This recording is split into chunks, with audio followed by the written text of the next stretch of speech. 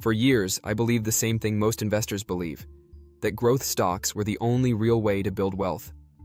The idea was simple. Find the next big company, ride the momentum, and let compounding do the rest. And for a while, it worked. Watching numbers climb, seeing portfolios surge, it felt like the system made sense. But something changed. Not overnight, not dramatically, but slowly, almost quietly. The volatility became harder to ignore. The swings felt sharper. The uncertainty lasted longer. And the question that started to form in the back of my mind was simple, but uncomfortable. What if growth alone isn't enough anymore? In 2026, the investing landscape looks very different from what it did just a few years ago. Markets feel more unpredictable, economic conditions shift faster, and strategies that once seemed almost guaranteed to work are now being questioned.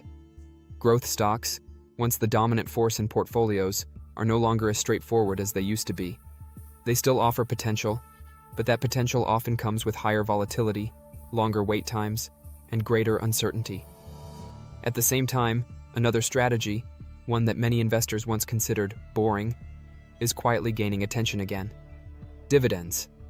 Not as a backup plan, not as something you turn to later in life, but as a core strategy. And that shift is exactly why I made a decision that, at first, felt counterintuitive, but now makes more sense than ever. To understand why choosing dividends over growth stocks in 2026 is not just a preference, but, for many, a strategic shift, you have to step back from individual investments and look at the broader environment shaping how capital behaves. Because investing is never just about picking the best asset. It's about aligning your strategy with the conditions that determine how value is created, preserved, and multiplied over time. And those conditions are not static. They evolve, sometimes slowly, almost invisibly, and sometimes in ways that completely redefine what works and what doesn't. For years, growth stocks dominated the conversation. They represented possibility, expansion, and the promise of exponential returns. The logic was compelling. Invest in companies that are innovating, scaling, and capturing new markets. And over time, the increase in their value will translate into significant gains. It was a narrative that aligned perfectly with an era of technological acceleration, global connectivity, and abundant liquidity. Capital was widely available, interest rates were low, risk felt manageable. And in that environment, the idea of prioritizing future potential over present profitability made sense. But beneath that success was a dependency, one that many investors didn't fully appreciate at the time. Growth investing thrives on optimism. It depends on the belief that the future will be better, bigger, and more profitable than the present. It relies on investors being willing to wait, to tolerate volatility, and to accept that value will be realized later rather than sooner. And when the broader environment supports that belief, when capital is cheap, when economic expansion feels stable, when markets reward long-term narratives, that approach can be incredibly powerful. However, when those conditions begin to shift, the entire dynamic changes. In 2026, we are operating in a landscape that feels less certain, less forgiving, and far more sensitive to immediate performance. Interest rates, even if fluctuating, have altered how investors think about value. The cost of capital is no longer negligible, and when capital is no longer cheap, patience becomes more expensive. Investors begin to reassess what they are willing to wait for, and more importantly, what they are willing to risk in the meantime. This is where the subtle but significant shift begins. Instead of focusing solely on what a company might become, investors start paying closer attention to what it is already delivering. Revenue is no longer enough. Profitability matters more. Cash flow becomes central, and companies that can consistently generate and distribute value begin to stand out in a way they might not have before. Dividends are the clearest expression of that shift, because a dividend is not a promise, it is not a projection, it is a distribution of real earnings paid out to shareholders in the present moment. And in an environment where uncertainty lingers, that distinction becomes incredibly meaningful. But the appeal of dividends goes deeper than just immediate income. It fundamentally changes the relationship between the investor and the investment. With growth stocks, your return is largely dependent on price appreciation, You are relying on the market to recognize value and reflect it in the stock price. That process can take time. It can be influenced by external factors, and during that time, you are exposed to fluctuations that may not always align with the underlying performance of the company. This creates a kind of dependency. You are dependent on market sentiment, on timing, on conditions that are often outside your control. Dividends, on the other hand, introduce a different dynamic. They create a direct connection between the company's performance and your return. If the company generates profits and maintains its distribution, you receive value regardless of short-term price movements.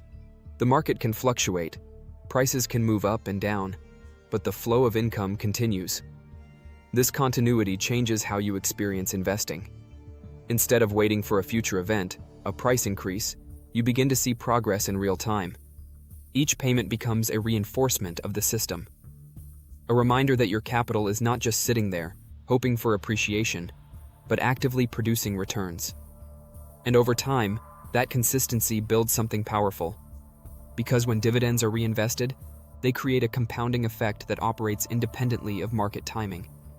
Each payment is used to acquire more shares, which in turn generate more dividends, which can then be reinvested again.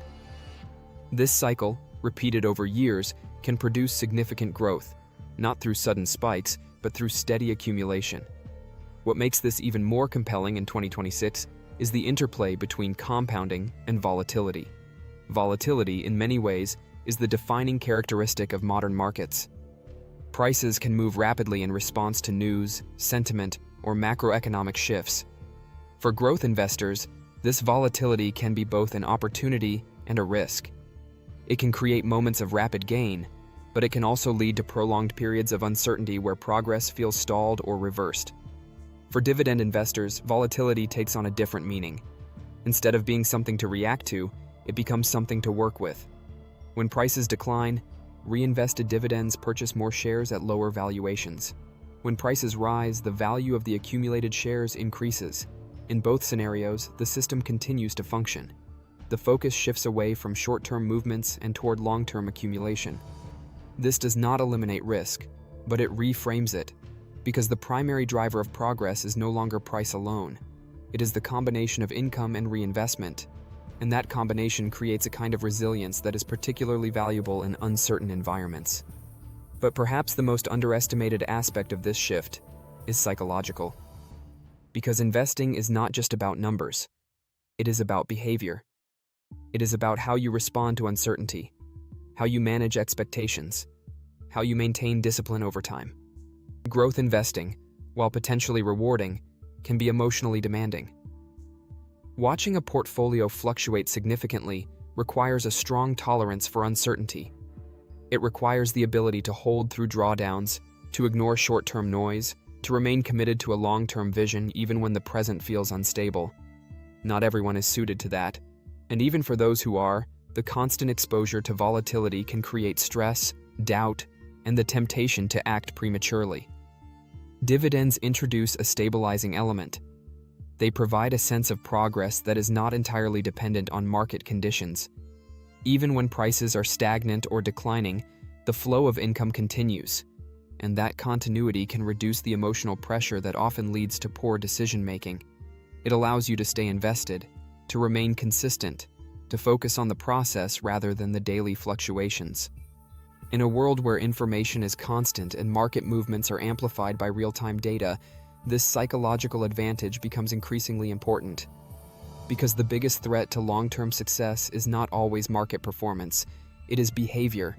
It is the tendency to buy high, sell low, and react to short-term movements in ways that undermine long-term strategy. Dividend investing, by providing consistent feedback, helps counteract that tendency.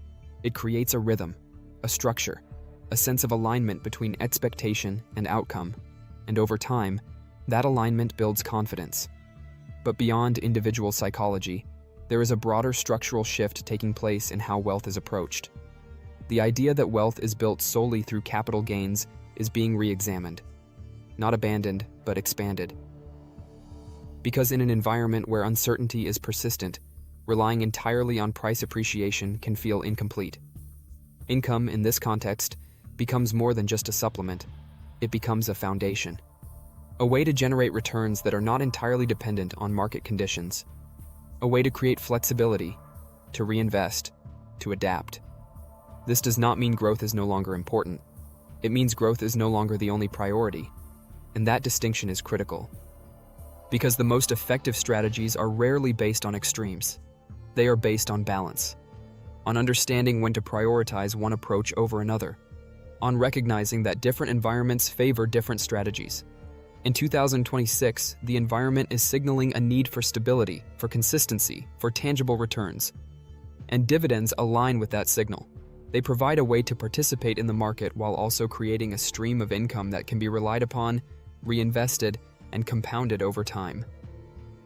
They offer a different path, not necessarily faster, not necessarily more exciting, but often more sustainable. And sustainability, in the long run, is what matters most. Because wealth is not just about how quickly you can grow your capital. It is about how effectively you can preserve it, manage it, and allow it to evolve over time.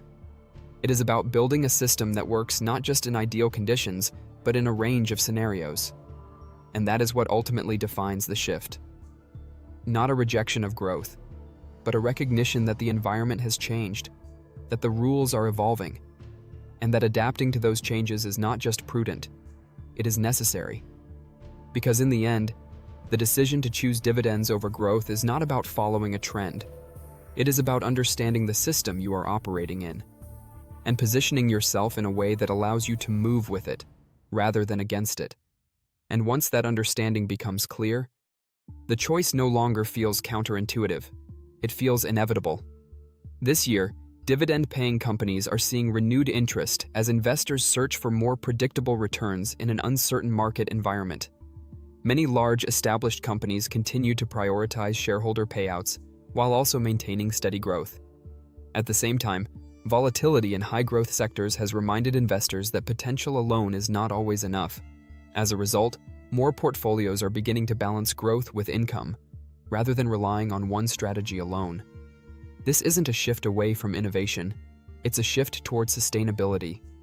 If you're considering this approach, the first step is to rethink what you want from your investments. Are you looking for rapid gains or consistent progress over time? Focus on companies with strong fundamentals, reliable cash flow, and a history of maintaining or increasing dividends. Consistency matters more than high yields. Reinvest dividends whenever possible, because compounding is where the real power lies. And most importantly, be patient. Dividend investing is not about quick wins. It's about building something that grows steadily, even when the market doesn't. Choosing dividends over growth wasn't about giving up on opportunity. It was about redefining it. In a world where markets are less predictable, where volatility is constant, and where waiting alone is no longer a strategy, consistency becomes powerful. And sometimes, the smartest move isn't chasing what could happen next. It's building something that works no matter what happens. And that wraps up today's video. Thank you so much for watching all the way to the end. I truly appreciate every single one of you. If you learned something new or just had a good time, please do me a huge favor. Hit that like button. It helps the channel more than you know. Also, let me know in the comments what your favorite part of the video was, or what other topic you'd like to see me cover next. Your preferences shape this channel, so spill the beans. Have a wonderful rest of your day, and I'll catch you in the next one.